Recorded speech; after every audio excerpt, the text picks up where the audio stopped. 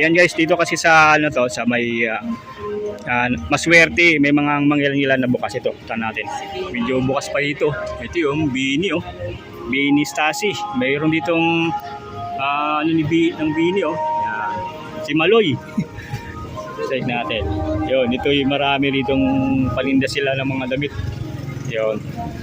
Ito yung mga damit nila na mayroon dito. So, yun. Ayan guys, papasok tayo dito sa Maswerte, Tiangge. So dito naman sa Maswerte, ano natin, bukas pa to. So ayan, mag-aano tayo dito ng mga damit na available sa Maswerte. Boy na magtanong, magkano ng mga damit nyo ngayon? Yung mga short. Pang-wholesale na rin yan? Opo, 100. Okay, mga 100 pesos lang to, mga ganitong shorts. Ayan, 100 pesos. So, ano yung mga pambabae na